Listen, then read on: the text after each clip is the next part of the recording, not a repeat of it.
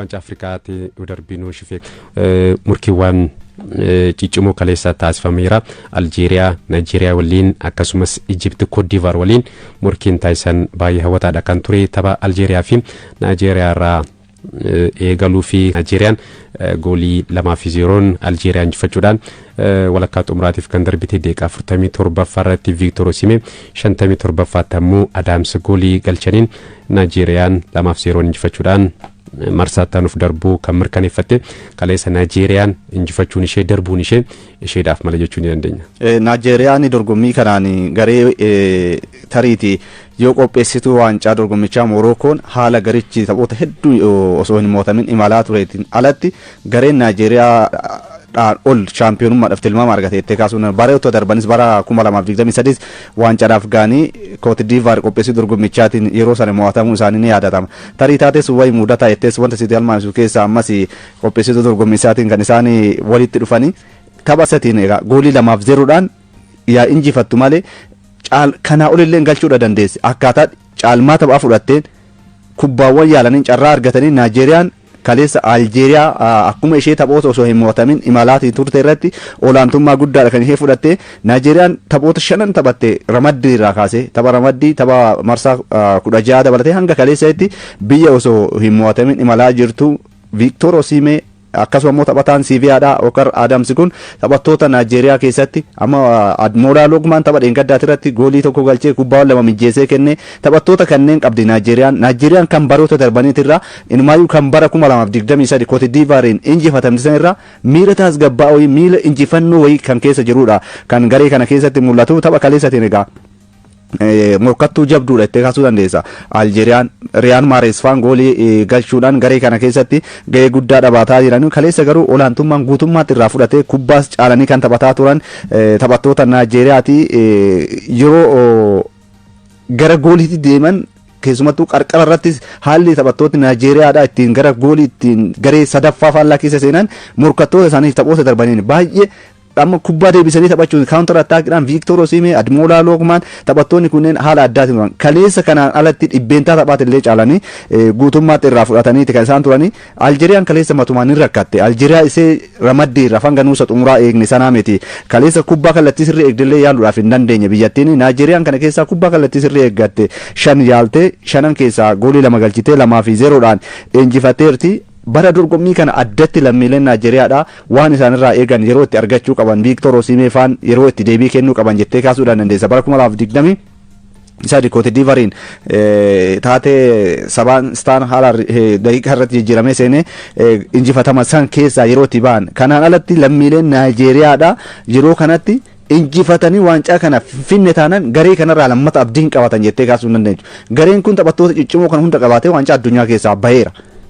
Yeroo kanatti waancaa addunyaa keessaa gareen bahe waancaa Afrikaa fudhatee hin dhufu taanaan abdiin lammiilee Naayijeeriyaadha kana booda taphattoota kanarraa qaban hin jiru jettee kaasuu dandeessa. Waancaa Afrikaadha kana yeroo 3 fudhattee shaampiyoonii taateerti. Erga bara 2013 garuu dorgommii kanaan waancaa argachuu hin dandeenye. Naayijeeriyaan waggoonni darban 13 darban irra deddeebi'aan hirmaataa jiraatan malee Naayijeeriyaan biyya tilmaama shaampiyoonummaa argattu taasisu waancaa kan fudhachuu hin dandeenye. Dhaloonni kun amma immoo dhaloonni akka Victor Osimhen akkasuma immoo Admola Logman faan Alex Iwobi faan yeroo kanatti waancaa kana hin fidan taanaan yeroon itti waancaa argachuudhaaf qaban kana booda hin jira jettee kaasuu hin dandeessu. Kaleessa garuu qormaata jabaan isaan hin mudanne jettee kaasuu dandeessu.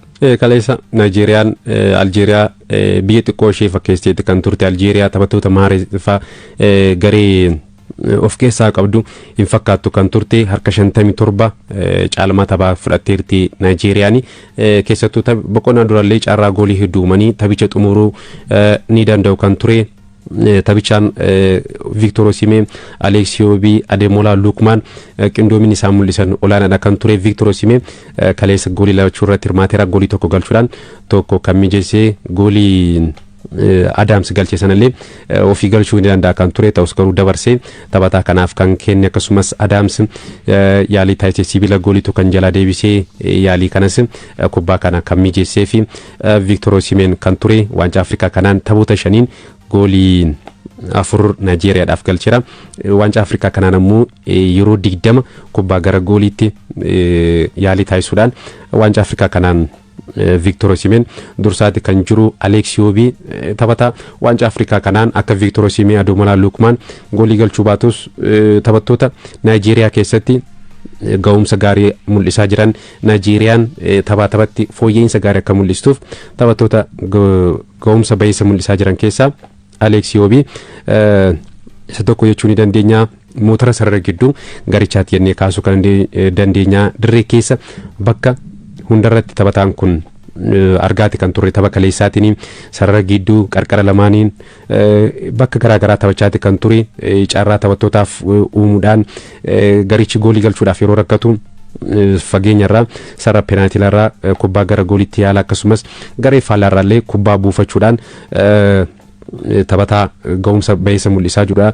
Akkasumas immoo gariin Nigeria waliin morkatu itti sarratti xiyyeeffachuudhaan iddoo banaa dhorkuudhaan yeroo taphatu taphattoota gidduu kubbaa loosee kennuudhaan Victor Osimhen tapha kaleessallee Ademola Lookmaniif kubbaawwan akkasiirra deddeebiidhaan kennaafiiti kan ture. Fakkeenyaaf goolii lammaffaa kan Osimhen Adamsiif kenne kubbaa kana jalqaba taphattoota gidduu loosee yookaan dabarsee kan kenne Victor Osimhen kan ture. Taphoota darbaniinis kallattiidhaan taphattootaaf kubbaa mijeessuu baatus garuu kubbaawwan gara gooliitti deeman irra deddeebiidhaan kennaati kan ture. Kanaaf Victor Osimhen qofa osoo hin taane Alex Iwobiinis sochiin taasisaatii jiru olaanaadha. Taphattoonni hunduu garee keenya keessa jiran ga'umsi isaan mul'isan beessa. Alex Iwobiitiin allattamuu Ademola Lookman tapha kaleessaatiin qarqara lamaaniin keessattuu waancaa Afrikaa kanaan qarqararraan kubbaa taphattootaaf cross gochuudhaan mijeessuudhaan Nigeria keessatti Ademola Lookman carraawwan akkasii uumaati kan jiru. Fakkeenyaaf waancaa Afrikaa kanaan kubbaa goolii galan 4 mijeessuudhaan sadarkaa tokkoffaarratti kan argamu carraa goolii uumuudhaan yeroo 14 Sadio Mane waliin dursaati kan isaan jiranu Ademola Lookman fi Sadio Mane. Kanaaf gariin Nigeria taphataa tokkorratti kan xiyyeeffate yookaan kan hirkate miti. Taphataa kanatu goolii galchee garicha akka injifatu gargaara jettee kan kaastu miti. Garichi kallattii garaagaraatiin goolii galchaa fakkeenyaaf sochii taphaatiin goolii galchaa qarqara lamaaniin akkasumas kubbaa dhaabbatee rukutaa rogaarraa goolii yeroo galchu argaati kan turre. Kubbaa kaawuntar ataakii deebisanii injifachuutiin goolii galchaati kan jiru. Kallattii garaagaraatiin gareen kun goolii galchuunsaa tarii waancaa Afrikaatiin milkaa'uu biyyoota danda'an keessaa isa tokko jettee kaasuu kan dandeessuudhaan waancaa Afrikaa kanaan goolii hedduu galchuudhaan sadarkaa jalqabaa irratti kan argamu Nigeeriyaadha. Taphoota 5 goolii 14 garichi galcheera. Akkasumas giddu galeessaan yoo ilaalle tapha tokkoon goolii 2.8 galchaati kan jiru. Mozaambiik irratti goolii 4, Uganda irratti 3, Tanzaaniyaa irratti goolii 3, Aljeeriyaa fi Tanzaaniyaa irratti ammoo goolii 2 kan galche. Kallattii garaagaraatiin gareen kun goolii galchuunsaa taphattoota tokko irratti 2 irratti hirkachuu baachuunsaa tarii waancaa Afrikaa kanaan milkaa'uu danda'a kan jedhus keessumattuu tariiti jalqaba ni yaadatta dheengadda yeroo ittiin goolii 4 galchanii turanitti Mozaambiik irratti garuu Aljeeriyaan miila sana fayyadamuu dandeesse jedhamaatiin ture. Haalli Victor Osimhen fi Ademola Lookman miira sana keessa ture. Tapha kaleessatiin ragaaleen ba'an xiinxaloonni ba'an tarii Aljeeriyaan miira kana fayyadamuu dandeessi jedhamaatiin ture. Taphattoonni kunneen walitti bubbu'aa walitti muufachaa jechoota walitti dubbachaa kan isaan turan. Isa kana garuu kaleessa dirree keessatti hin argine hambisaniira jechuu dandeessa. Miirima achumatti yookaan miirimti inni ture saniyyuu tariiti miira injifannuudhaaf qaban jettee kaasuudha kan isin dandeechu. Biyyi kun waancaa kana yeroo 3 fudhatteerti. Waancaa kana yeroo 3 haa fudhattu malee akka eegaman akka taphattoota addunyaarraa qaban Premier League, Serie A, La Liga keessa hamma liigota biyya Turkii keessatti taphattoonni Nigeriyaan qabdu addunyaarratti filannoodhaaf kan ittiin rakkatu jettee kaasuu dandeessa. Amma warumti amma dirree keessa jiran yoo ilaalte warri teessoo jijjiiramanii osoo seenanii hoo taphattoota akkamiiti jettee kanatti kaaftu Nigeriyaan.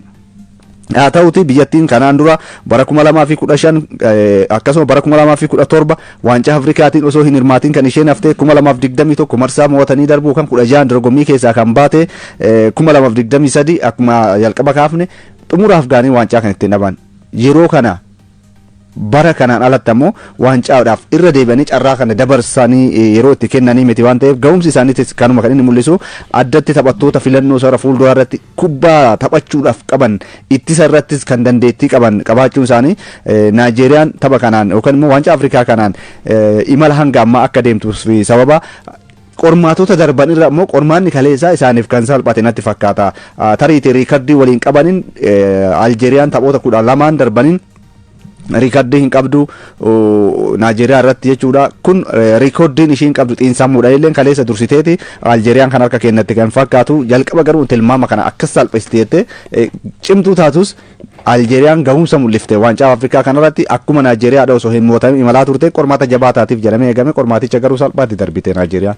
Kaleessa taphataan duraanii kan garee biyyaalessaa Naayijeeriyaa akkasumas kan Manchester United duraan garicha keessa kan taphate Odiyoon Igaaloo taphicha akka xumurameen yaada tokko kenneeti kan ture waancaa Afrikaa kanaan gareen qarqara lamaaniin goolii galchaa jiru yookiin ammoo garee cimaa ta'e waancaa Afrikaa kanaan milkaa'uudhaaf carraa guddaa qaba jechuudhaan kan dubbate garee waancaa Afrikaa kanaan qarqara lamaaniin garee cimaa ta'an keessaa Naayijeeriyaan sadarkaa jalqabaa irratti kan argamuuf fakkeenyaaf kaleessa taphattoonni Naayijeeriyaa daqiiqaa 90 keessatti yeroo 28 qarqara lamaan bitaa fi mirgaan kubbaa cross walii gochaate kan isaan turan kun ammoo taphataa sarara fuulduraa kan Naayijeeriyaa Victor Osimhen irratti kan xiyyeeffate gooliiwwan Victor Osimhen 4 galche keessaa gooliin hedduu yoo ilaalle kan 4 keessaa goolii 2 qarqararraa kan dhufeen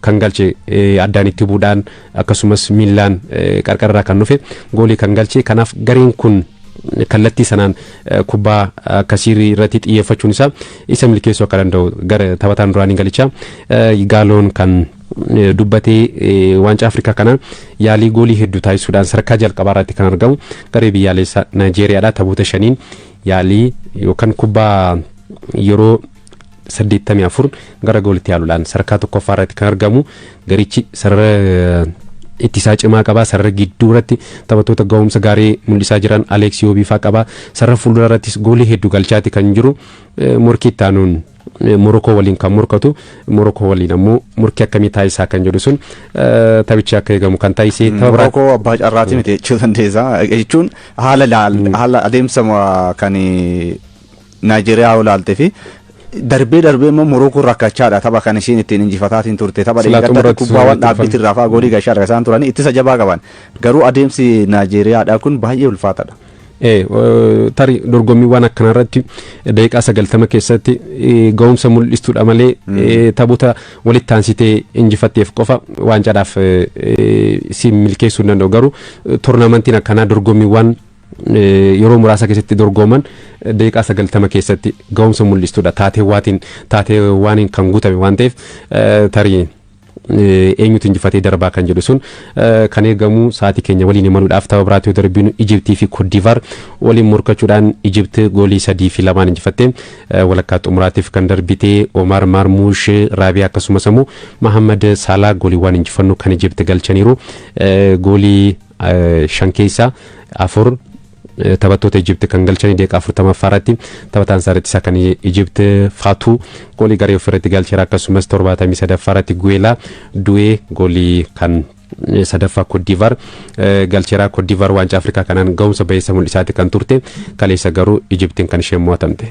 Tariitii Ijiptii Mohammad Salaan tapha kanaan duras dheengaddas yeroo Beeniniin qoramanii injifata sanatti biyya tilmaama waancaadhaaf nuuf kenname miti jedhan tariitii tilmaamni nuuf kenname kana callisa keessa dhokfatanii deemuudhaaf kan isaan fakkaatan kaleessa Koodivaar garee jabduudha shaampiyoonii dorgommichaati haalli isheen biyyoota jajjaboo ittiin injifattee dhufte immoo daranuu Ijipti qoraa ittee kaasuu dandeecha carraa argatan fayyadamuu irratti taphattoonni sarara fuulduraa Ijipti rakkoo akka qaban tapha dheengadduma marsaa mootanii darbuu sana irratti mul'ateera keessumattuu Omar Marmuush carraawwan Mohammad Salaan haala mijeessaa fi ture sarara gidduutti irraa taphattoonni biroos isaaf mijeessaa turan itti fayyadamuu irratti hanqina kan inni qabu kaleessa garuu dursee goolii kan galcheessa daqiiqaa 4ffaa irratti goolii galcheessan immoo Raabiyaa akkasuma Mohammad Salah gooliiwwan galchanii Mohammad Salaan goolii 4 afuraffaa liigichaati dorgommichaati kan inni galche 3-2 kan isaan ittiin injifatanii tariiti ga'umsi Ahmad Diallo faan kaleessa Muhammad Salah faa dhaabuu hin dandeenye jettee kaasuudha kan dandeessu shaampiyoonii Afrikaa yeroo torbaati riikardii qabduun garuu Muhammad Salahadhaaf yeroon kun yeroo itti murteessaa waancaa Afrikaa kana itti fudhachuu qabu jettee kaasuu dandeessa